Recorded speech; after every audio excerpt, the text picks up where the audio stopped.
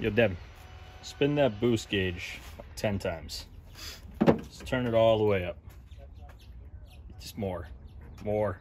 All right, now it's gonna come in. Boys, we're willing to blow this car up with 80 pounds of boost, but before we do that, I'm gonna need you guys to check out boostedshades.com just in case it blows up. We need to buy a new engine. That's the best way to support us. That started this all for us.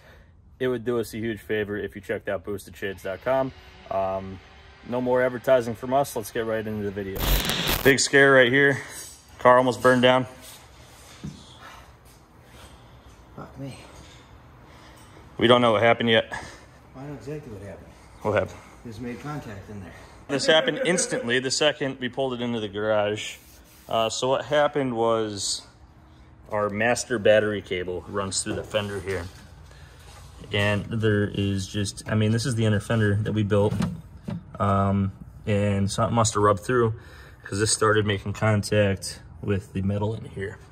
And then this wire is now 1,000,000,000 degrees. It's still hot. It melted the terminal off of the battery. So we're lucky that literally none of this stuff is flammable. I mean, the MDF carpet is, that could have went up. We do have a fire extinguisher in the shop, but what's interesting about this car is twice now, it has broken extremely conveniently. One time next to a taco shop in a way that we were able to fix it easily without having to buy a new engine. And now, in any other circumstance, it could have burned to the ground. We've driven this all the way out to the desert. We were out in Ramona the other day.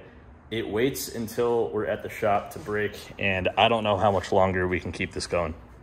You guys might have fucking lottery ticket. Yeah, this is a ridiculous amount of luck that is not. There's no ECU in this thing to short out either. So like, you want this for this car? I mean, it's ugly. Fire extinguisher that was in the Mustang. It's ugly and chrome. I'll probably just buy one. So now for the content actually planned, we are going to be building an intake because little cone is bullshit for a few reasons. One of the reasons is it flows max 27 PSI through it no matter how much we try to turn up the boost controller. And two, these little like metal little things, circles in here, there's one on the inside, and they've been known to come unglued and shoot into your intake and destroy your engine. So I don't want to have this. It's too small. We don't have room for a big filter right here. So we are going to make a crazy snake cold air. Our AITs are going to be titties. And the other thing we're going to do is gate this up a little bit so we don't have to have the boost controller cranked to oblivion. Yep, done. Put a filter on it. Let's go. You know, everyone does hood exit exhausts. Hood inlet intake. Yes. That's kind of what I wanted to do to begin with. We're not doing that. We're just gonna remake the intercooler end tank, move it down here, so that way we got a straight shot through where it's currently with the intake pipe. Change the charge piping so it goes lower. It's gonna be a huge pain in the ass, but it's probably gonna be easier than to try to like squish something under the hood and up here, which was the alternative.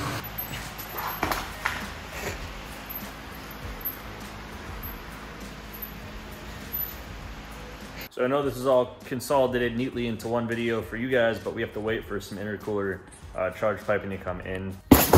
So now that it is another night and the parts are here, we're gonna begin the big, we're not messing around with flow anymore. This is 4-inch aluminum, right? Yep. Oh, let's just put it up here, dude. Let's be just. With the plan we have, we're gonna be able to fit it, so why not? Well, yeah, but like this is the YouTube way. Is just stack it really high and then don't use a hood, and you're good to go. Yeah, put dirt over. People only do that stuff because they can't fabricate actual things.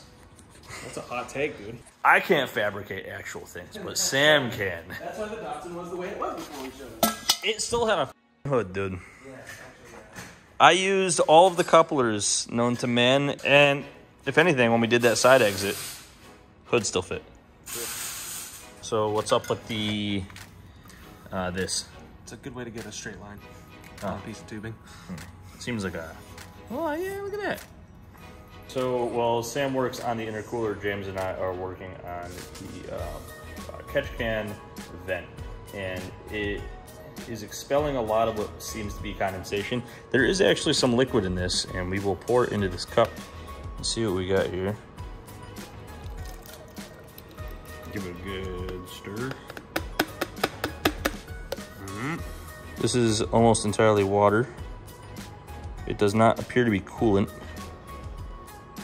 It's just dirty water. So there's a lot of water in our oil. So I'm beginning to think that maybe the cooler is it's turning on maybe too early. The oil's not getting hot enough to burn it off. Moving forward, we are going to make a filler plate out of this aluminum stock that we have, and then it's going to get this weld-on bung here, and then we're going to make a line that goes from catch can to right before the turbo. You know, say what you want about these brands. The good one, this is just your basic K&N filter. The good thing about this though is that if you look inside of it, there's nothing that is like glued onto it.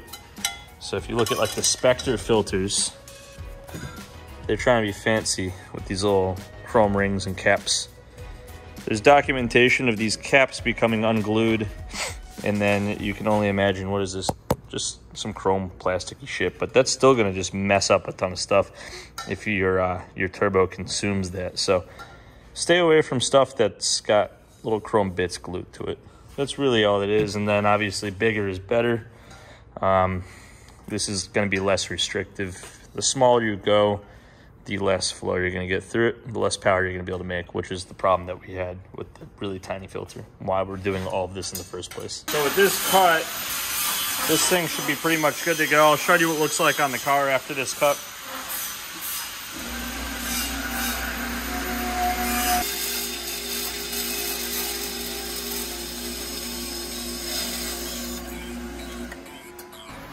So here we go. Yeah, it's massive. Ooh. So what we're thinking for color scheme, we got this nice like gold bronze going on down here. We got the red. If we do gold, we'll have like an Iron Man kind of thing going. So I think we're gonna paint it gold.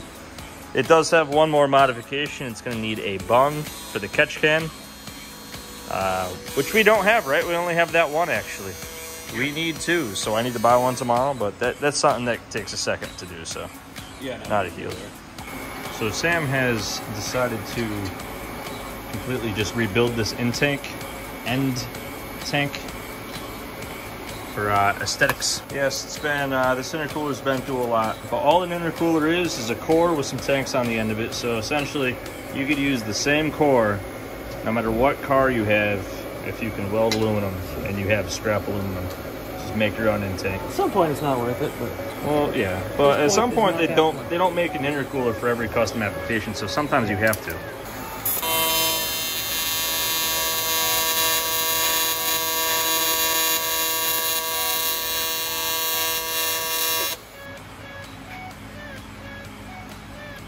Just crush it on the first try. hell yeah, dude. Do they even make pants that can contain your manhood? So after the mock-up, here's how the end tank's looking now. This needs welded, and then obviously you want to clean these out. Real good. Yes. There's a certain four-rotor on the internet that had this certain problem happen to him. You called him out on that last time. I did. It's funny. I love Rob, but you know, that's just hilarious. I mean, probably not for him, but clean out your intercoolers.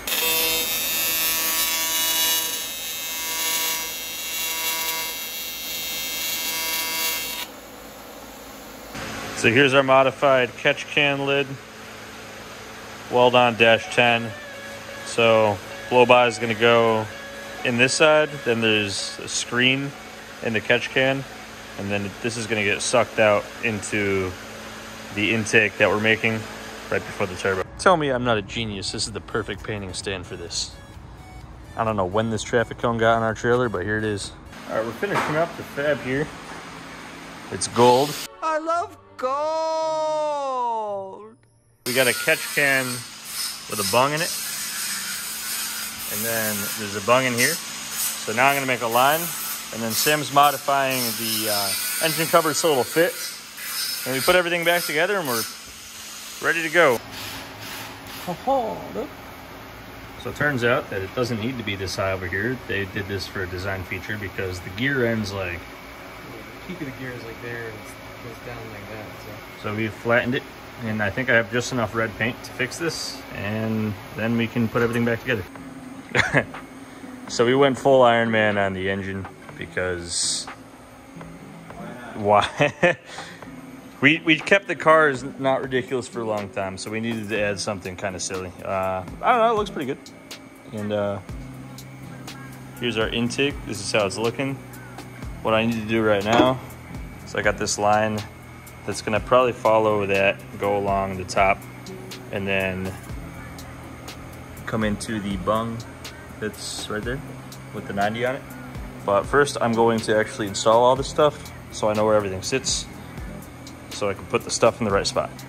So here's my idea with this. Just run along the side up here. We have no clearance issues over on this part of the motor.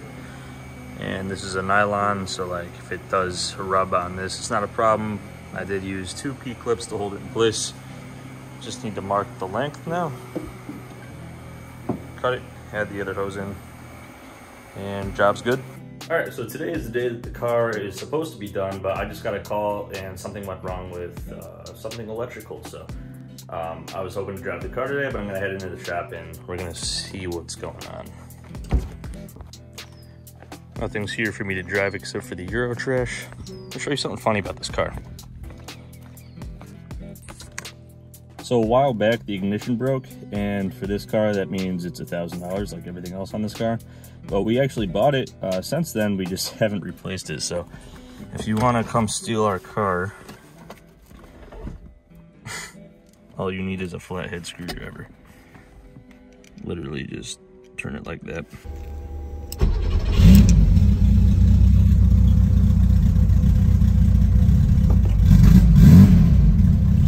Please don't steal our car. Okay, so I'm at the shop, and here it is. I mean, it's done. Here's the last thing that I did yesterday. I don't think I filmed an update that goes over to catch can, which we've modified. So now there won't be this constant oil mist coming out of the inspection cover, making it look like the car is on fire. Full Ironman with the paint job. So unfortunately, and this kind of throws off like everything that I personally had planned for the video. Remember at the beginning of the video, the car almost burned down?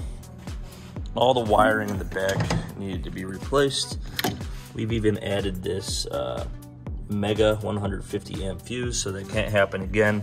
But when trying to replace the wires attached to our ignition switch here, it kind of just exploded, I guess. I don't know, Devin's on his way out. He said that's what happened. So a new one's been ordered, but it's gonna be about a week before it comes in. So my question to you guys, would you like the second part of this video that I had planned to come before the dyno video, or would you want the dyno video to have some road testing too? Because we need to test the new intake that we made in this video. We wanna see, we haven't gated that up yet. We haven't increased the spring pressure in the wastegate, because we wanna see if the old filter was the restriction why we were only getting 27 pounds. Because this is what we had. So this is less restrictive for sure. So we wanted to test that. We wanted to test the breather vent. But now I don't want to milk the videos. Do you guys want the road testing where we will hit 40 pounds, whether it's through gating that up or, you know, changing whatever we have to? Or would you want that in combination with the dyno video? I just don't want to provide content that isn't A+. So, I mean, we got a lot done. I think you guys will probably want to see this, but let me know what you want for the next video. I like to involve, like, we read all the comments and we care about what you guys want to see, so let us know. Do you want another road test video, or do you want the dyno one to just be like feature length and huge? We can do either.